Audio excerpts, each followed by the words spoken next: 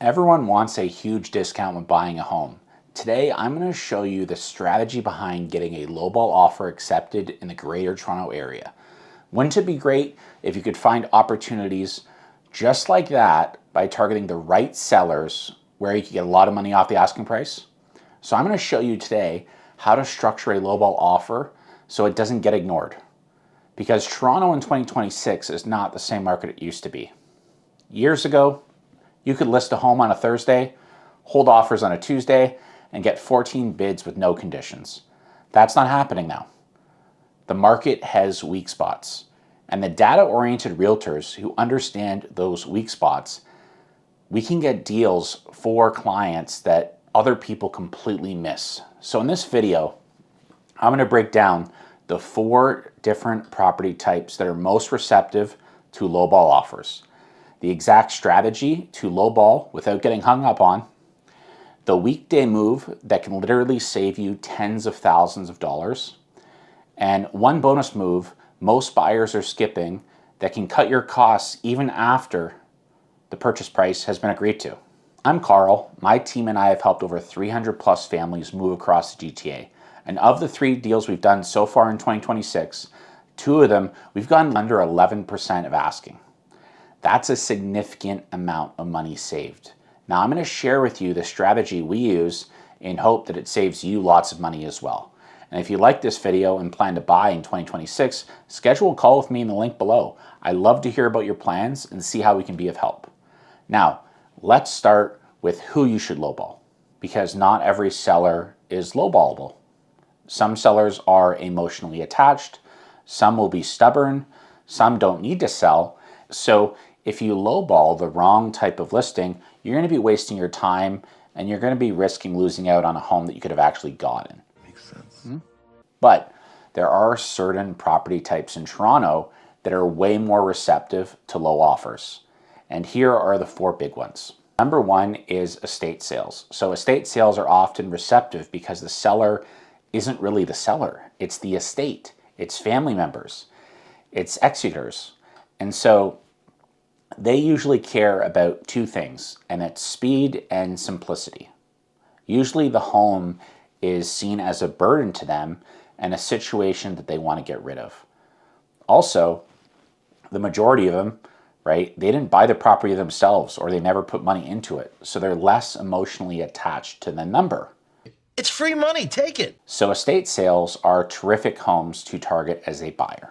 Number 2 is vacant homes. So vacant homes are highly receptive because vacant homes obviously are bleeding money for the seller every month. They've got property tax, they've got utilities they've got to pay, they've got insurance, ongoing maintenance, and every month that property sits, the seller gets more motivated. On second thought, lowball them. The third opportunity that you want to look for is bank sales, right? Bank foreclosures. Bank sales are receptive because obviously the bank isn't emotional, right? The bank is very transactional. So they have formulas, they have timelines, and they want to get the file cleared. But bank sales don't come with certainty, however. So you're always buying a property in as-is condition, and so the price needs to reflect this risk that you are taking on. And the other disadvantage of bank sales is that it takes a while to negotiate, as each counteroffer or offer to be reviewed takes a bit longer of a process than normal. Usually it takes 24 hours, sometimes 48 hours to get a response. So it really kills deal momentum. And then the last one is high days on market homes. So if a listing has been sitting for 30 days, 60 days, 90 days, or if it got canceled and relisted, or if it just got canceled and they're planning to relist in the spring, that usually tells us one of 2 things. So we know that they overpriced it compared to what it's likely worth, but we also know that they're likely getting quite frustrated with the process, but they need to sell. And so consistent showings in your home, which disturb your life, will do that to you. So could they be at a point where they consider anything that gets put on paper? We are desperate. We need funding. Sometimes. I was involved in over 29 negotiations last year. And one mistake that so many buyers or their realtors make a lot of times is telling an offer verbally before submitting it. So, for example, when you're buying, you want to put that number on an offer and have the seller review it. You don't want to just call and say, hey, would you accept this, right? Because once it's on paper, it's real. And the sellers, when they're looking at it, they could possibly budge. But so many agents, they call the listing agent, and then the listing agent says, no way, that's too low. They don't want to bring it to their seller, right? So they don't even offer, and the seller never even knows about it. So think of yourself like at a yard sale. The item is $2. You call them and say, would you take $1? Most are going to say, no way, over the phone. It's worth $2. We got people coming here all day to shop. Now let's say if you showed up instead and you said, I can give you $1 right here and now, right? Here's $1. They're most likely to take that deal because it's an instant resolution. The money is real. The problem can get solved right there and then. Sold. Another issue that happens for a lot of buyers, unfortunately, is people think that they can just offer a certain amount less than asking and just see what happens without any strategy. And so lowballing works only best when it looks like this. So your offer obviously has got to be a financial argument. So when you do a lowball strategy, you don't want to include usually a personal letter. Hey, we're a young couple. We love the home. We'll take care of it. Because if you're lowballing, they're not going to be interested in that kind of line of talk, right? They're not going to say, oh, how sweet. They're thinking, so you love it, but you're offering that.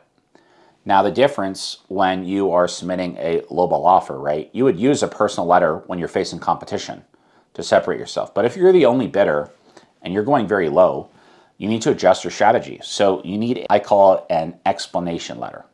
So it's essentially a one-page letter where you lay out the comparable sales, the market conditions, your logic on price, and then you justify it.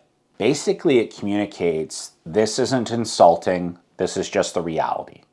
And so, like I said, you would show probably 3 or 4 of the most relevant sales. So you want them the same property type, similar lot size, you would want similar condition, and in close proximity. And you want to show your math on how you landed at that price. You'll also want to mention the current market data and outlook. So properties are selling longer right now. Buyers have leverage. Sellers who are sitting on the market, they're just chasing it downwards. And so you keep it short. But you basically build a narrative that the market is very soft and we're being honest about where we think the price should be worth. You'll also communicate a few extra things that show that you're serious and that you're prepared. So, hey, we've got a deposit of this amount. We are flexible on closing if that is important to you. Hey, we are pre-approved. And this is what you want to do because when you are offering significantly less than asking price, an explanation letter, it can really help you out in the right situation because you're not just having your offer get thrown into the garbage. They start to look at it and they go, let's look at their points. And then we're no longer arguing about price. We're arguing about which homes, the data. It turns it into a conversation instead of a rejection. And sometimes too, the listing agent hasn't even communicated to the seller truthfully what their home is worth in 2026. So I may need to do that education by way of this letter, and that can change things. By the way, if you're finding this video helpful, please give it a like and subscribe to the channel. It helps me a ton, and I'd love for you to keep watching. Now, negotiations are very fluid until a deal is firm. So in some cases, you won't get the seller's rock bottom price at the beginning, but that doesn't mean that you can't get it later. So sometimes one of the better negotiation strategies is actually 2 stages. So stage 1 is get an offer accepted, try to get it as low as possible, right? But you get the property locked up. The second stage would be doing the on inspections, right? It's not just about making sure the home's up. We're assessing the whole property, and it does get used often in Toronto. Inspections are a negotiation weapon because in most homes, you're going to find something, right? Whether it's an outdated furnace, outdated electrical, plumbing issues, future maintenance. Do we have some drainage issues? Do we have minor foundation cracks? Is the insulation good? There are a lot of things that a home inspector can find that can open up discussion about, hey, we didn't know that we were walking into that, so we're going to need this accounted for in the price. And so you would say, this is what it would cost to fix, and this is why we need to adjust the price further. And then they're kind of scenario where they just were off the market for 5 days. They thought that they were about to get this sold, and they would have to consider going back on the market if the deal fell through, and it would just be a long, terrible process. And so a lot of the times you can renegotiate at that point and get a further discount. You also have to understand too, that everything is negotiable, right? So I've actually had deals hinge on sofas, a backyard furniture set once needed to be part of the deal, a dining table, even a snowblower once. So everything is negotiable. Now, next up that I want to talk about is one of the most underrated tactical moves. And that's that you want to shop an offer on weekdays. So most buyers are weekend warriors. So they go, let's look at 4 to 6 homes on Saturday. And that's fine. That's okay. But the problem is when you shop on weekends, homes tend to have more showings. And sellers, they feel more optimism. And you also have the odds of running into more competition are much higher on weekends. And so weekdays are actually way quieter. And so sellers are sitting at home. They're like, another week, no offer. That mental state is not the best.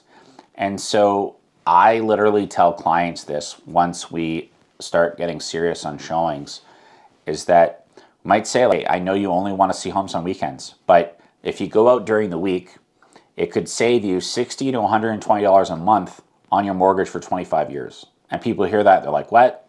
Is that true? And I always say, like, well, let's break it down. If you get a house for $10,000 to $20,000 less because you worked out a deal when no one else was interested and it was midweek, that can work out to savings of $60 to $120 a month over 25 years, which would be like close to $20,000 to $36,000 range. And by doing what?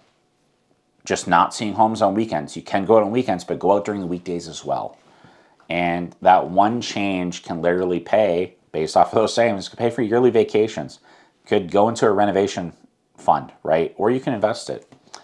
So I always tell people, like, try to go out during the weekdays. If you see a place that you like, there's a great opportunity for us to make it work for cheap. And also what you want to do too, another move that you could make is shop your mortgage rate. So many buyers do this. They just talk to their bank, and that's it. But if the bank knows you're only talking to them, they're not exactly motivated to give you the best rate possible. So what you should do is, if you are loyal clients to your bank, talk to your bank, talk to a mortgage broker, right? Get a second opinion, compare your options, and then you just let either party know, hey, this is what I'm being offered. Can you do better? And that can also save you lots of money per month, right? So negotiate the house, but also negotiate the interest rate. And so you want to have that same mindset. So if you want to lowball offers in the Greater Toronto Area in 2026, you don't just throw out a disrespectful number and hope. You target the right property types. You structure your offer like a financial argument. There are 2 moments, 2 stages where you can negotiate if needed. Try to book showings during the week and negotiate then if possible. And shop your mortgage rate aggressively. And if you want help doing this properly, finding the right opportunities, structuring offers, negotiating hard, contact me in the link in the description. I'll reach out to you when it's most convenient for you, and we go over your situation and see how we can be of help. And if you found this helpful, once again, hit the like and subscribe, and I will see you on the next video. Till next time, thanks for watching.